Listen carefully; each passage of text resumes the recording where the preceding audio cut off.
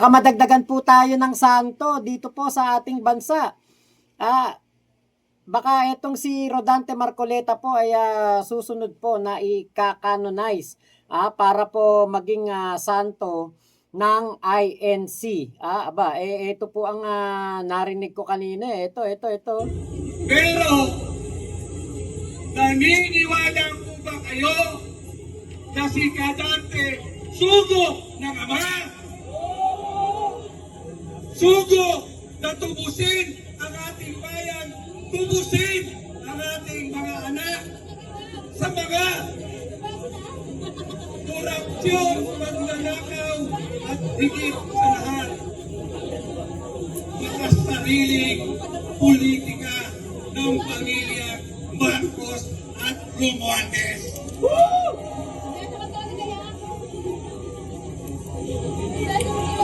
Sa panahon ho ngayon, ang hirap, pero Ayan, yan po yung sinasabi na magiging tutubusin daw po ni Marcoleta ang ating bansa dito po sa korupsyon. Napakatindi po ng pahayag na ito nitong taong to dahil parang hindi niya naiintindihan kung bakit meron pong matatanggap na kaso itong si Marcoleta. 'Di ba? Parang wala siyang muwang, parang wala siyang kaalam-alam kung bakit makakasuhan ng plunder itong si Marcoleta. Maliwanag naman ang pahayag ng ating ombudsman na hindi po ito dahil lamang sa gawa-gawang kwento. Etong matatanggap na kaso ni Marcoleta, kung hindi po, ito po ay dahil sa sariling pag-amin ni Marcoleta na siya po ay nakatanggap ng napakalaking halaga mula sa kanyang mga kaibigan para ipangampan niya. Ito po ang sabi naman ng ating ombudsman. Okay, ito. Play natin to. Kung accountability po at transparency ang kanilang pinaglalaban, yun din po ang aming pinaglalaban dito sa Office of the Ombudsman, na lahat ng nagkakamali ay mananagot sa batas. So, we understand the plight, we understand what they're fighting for, but we ourselves are fighting for the same things. Kaya siguro there might have been a little bit of miscommunication dahil sa totoo lang parehas po ang pinaglalaban po ng grupo na nandyan sa EDSA at dito din sa Office of the Ombudsman. Sir, can we elaborate on the basis na we're going to file plunder charges? Kasi may mga sinasabi na bakit plunder? Hindi naman siya government fund, number one. Number two, hindi naman siya, yung aspect ng nature of the money, and bakit siya plunder nga ba? Bakit plunder yung ihahain nyo? Well, when you talk about plunder, it's a series of combination of acts where somebody is able to amass, acquire, and accumulate ill-gotten wealth to the amount of at least 50 million pesos. Yon. So, isa-isahin ho natin, 50 million pesos, umabot ho ng 75 million pesos ang kabuuan ng mga supposedly donations sa kanya. So, yun yung una. Series or combinations, tatlo pong transaction ho yun na nagbigay. At admitado naman po yung mga donors, na nagbigay naman din sila. No? And from the own admissions as well of Senator Marcoleta, tinanggap niya yung 75 million. Ngunit, hindi po niya nadeklara sa SALN, neither niya dineklara sa kanyang SOSE. Ngayon, just to put things in context, no? As a public official, kasama po kami doon. Lahat ng congressman, lahat ng senador, lahat po ng nasa executive branch, lahat ng huwes sa judiciary.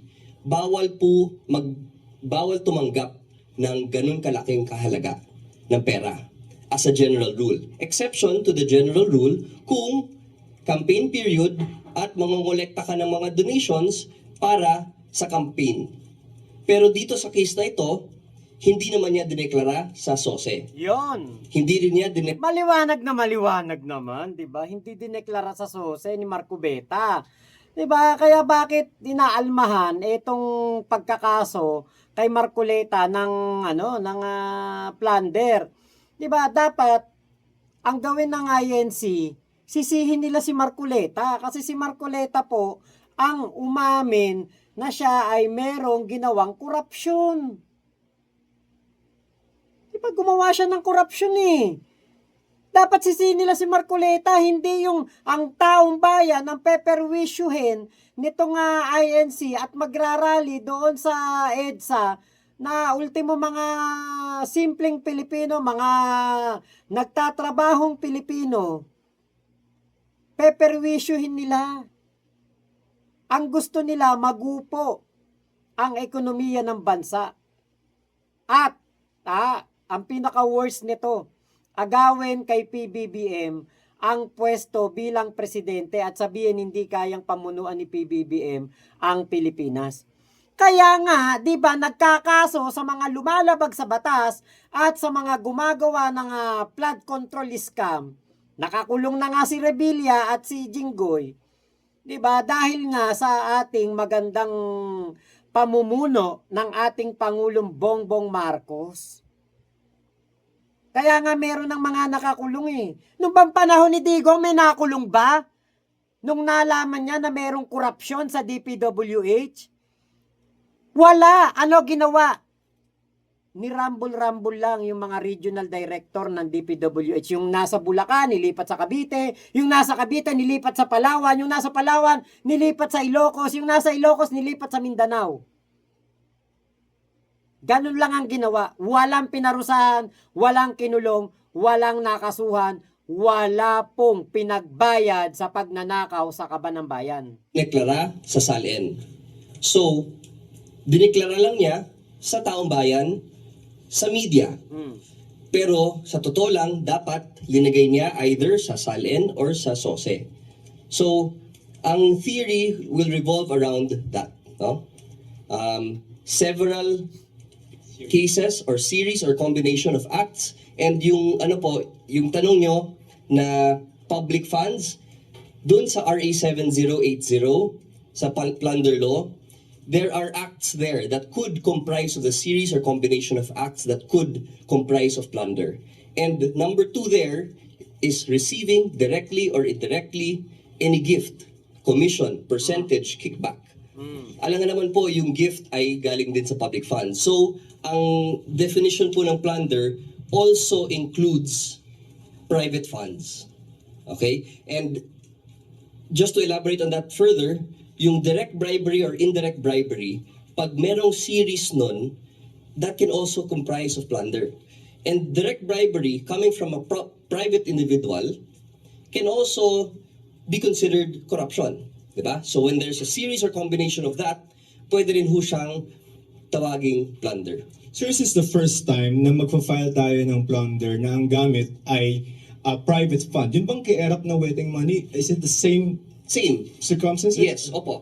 So, I understand, no, naiintindihan ho namin yung argument na yon na kailangan public funds. Ngunit pag binasa mo talaga yung batas, nandyan ho yan na kahit private funds, po pwede. It's just that, kadalasan, ang nafa-file ho, yung public funds. May malversation, may misappropriation, yun po yung kadalasan natin naririnig pag ang final ay plunder. Pero sa totoo lang, and you will see it in the law, that even private funds can comprise of the crime of plunder. Sir, last na lang on this topic. Ang liwanag niya na, kapag yan hindi mo pa naintindihan, DDS ka o kaya ikaw sumasama dyan sa mga kaguluhan na yan, mga rally na yan, napakaengot mo na lang. Pinapaliwanag ng maayos ng ating assistant to the ombudsman na si Miko Clavano ang punto por punto kung bakit po dapat makasuhan etong si Marco Beta ng plunder. Napakadali lang intindihin, panoorin mo lang to. Lalo na yung mga bobo na pinagtatanggol si Marco Beta. Eto lang. Ang papanoorin mo. maiintindihan mo na kung bakit na makakasuhan ng plunder si Marco Beta. Eh di sana hindi siya nagkwento. Di ba ganun lang yun? Dapat hindi siya nagkukuda. Dapat hindi niya pinangalandakan na nakatanggap siya ng napakalaking pera mula sa kanyang mga kaibigan. So, matatawag ba nating bobo si Marcoleta? Oh, bobo. My part, will the actions of, well, the present actions today deter the ombudsman from filing? No, like I mentioned, parehas ho ang pinaglalaban ho natin. Kung ang pinaglalaban po ng mga ay transparency and accountability, yun din ang pinaglalaban ng Office of the Ombudsman. So, is it our mandate to stop cases? Perhaps not. It is our mandate to investigate and prosecute cases. And once the evidence is there, and in this case, the evidence was amply supplied by the respondents themselves, we have, our hands are quite tied here, no? So, that also speaks to how fast this case went. Dahil po, lahat po ng admissions, lahat po ng elemento ay nasatisfy na po Ayun doon na. sa mga sinabi niya po. Oh, ayun na. Umamin si Marco Beta eh. Diba? Tanga si Marco Beta, umamin ba naman na siya yung nakatanggap ng pera sa kanyang mga kaibigan? Umamin siya. Eh di, wala nang iimbestigahan. Bakit? Galing mismo sa kanyang bunganga na siya ay nakatanggap ng malaking pera dito kila Mike Defensor. So wala nang dapat pang pagtalunan dito. Wala nang dapat na ano pa dito, tignan pa kung ano ba ang mga ebidensya pa, palalimin pa, hindi na. Andito na lahat ang ebidensya sa bunganga mismo. Netong si Marco Beta, ito yun ito yun umamin si Marco Beta dito buti sana kung hindi umamin si Marco Beta, kaya lang umamin ang engot-engot kasi ni Marco Beta. Dapat hindi ka umamin. Nelson, alam mo, mga kaibigan ko, nagbigay sa akin talaga. Ito umamin si Marco Beta kasi. Dapat, sinabihan niyo si Marco Beta, hindi siya dapat umamin o wag siyang umamin sa katangahan niya. Ayan Nelson, alam mo, mga kaibigan ko, nagbigay sa akin talaga. Alam mo, pakiusap lang nila, isa lang. Tanggapin mo ang tulong namin sa'yo. Okay. Congressman ako noon, Kong. Kami po ay naniniwala na umamin siya, congressman siya. Bawal pong tumanggap. Alam nyo, ito personal kong naranasan. Nung ako po bago pumunta ng Malaysia, meron akong kaibigan, nagtatrabaho sa munisipyo, isang munisipyo sa Bulacan. Hindi ko na sasabihin kung saang bayan sa doon sa Bulacan. Ngayon, birthday kasi nung kaibigan ko. So napagkasunduan namin na bandang 4:30 bago siya umuwi, magdadala kami ng cake, magdadala kami ng mga kung ano-anong mga pagkain. Tapos doon kami kakain sa parke ng munisipyo, doon basta sa bayan ng Bulacan, sa isang bayan ng Bulacan. Ngayon, di dala-dala namin. May dala kaming pansit, palabok. Ang dami naming dala pagkain. Punta kami ng munisipyo, malapit na uwian, 4:30. Pati yung mga kasama niya doon sa opisina, nakipagkainan sa amin. Nagkainan kami. Kain kami, kain. Di ngayon, natapos yung birthday niya. O pagkatapos namin magkainan doon, magmerienda, pumunta kami sa isang malapit na restaurant, tumagay kami. Hanggang hating gabi, nag-uwian na kami. Pag uwi namin, di okay na. Tapos na yung birthday. Tuwan-tuwa yung kaibigan namin. Kinabukasan, pinapagalitan siya ng kanyang chief. Alam mo kung bakit? Bawal nga daw po kasing tumanggap ng kahit anong regalo in kinds, cash, or even pagkain. ang isang tauhan ng gobyerno.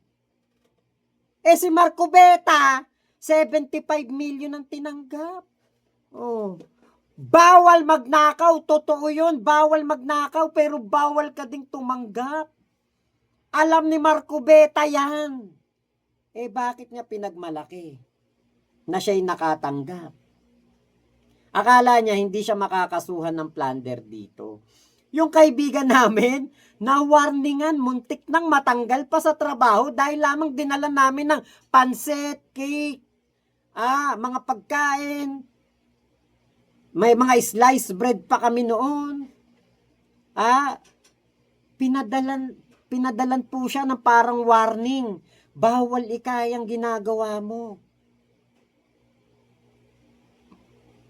Tapos si Marcobeta, 75 million, pwede? Tatanggap 75 million? Abay, putya pala talaga. Napaka-selective injustice nga naman talaga niyan. Napaka-selective ng inyong mga paghahanap sa hustisya. Kasi kapag pala si Marcobeta pwedeng tumanggap, ang galing nyo.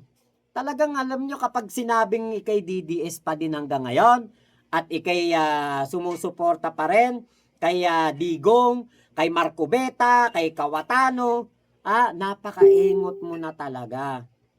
Napakaengot mo na. Harap-harapan kang winawalang ya. Ni Digong, ni Bato, ni Bongo, ni Marcobeta, ni Cayetano. Naniniwala ka pa rin. Abay, ano yun? Pinanganak ka ba talaga para maging bobo? Nakakahiya naman sa mga sa mga magiging apo mo. Na malaman, lolo, sumusuporta pala kayo noon kay kay Digong. Sumusuporta ako kay Digong noon. Di ba, ang daming pinapatay noon sa EJK? Ba't kayo sumusuporta sa ganun? Ano isasagot mo sa sa apo mo? Sumuporta ka din sa kriminal. Ituturo mo ba yan?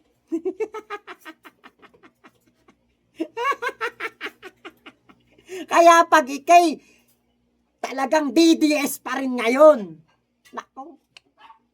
Sobrang engot mo na talaga. Ay, nako. Heto pa. Nako, heto pa. Dito naman sa issue ng impeachment.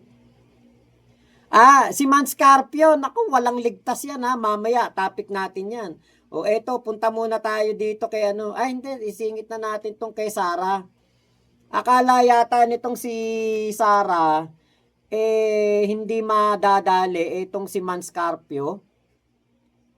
Ito, yun The House Prosecution Panel has asked the Senate Impeachment Court to Maraming salamat po sa pagsama nyo dito sa aking vlog na ito. Ingat po kayong lahat. Nasaan mang panig kayo ng mundo. Mama, chup chup, love you. God bless us all, Pilipinas. God first. Bye-bye.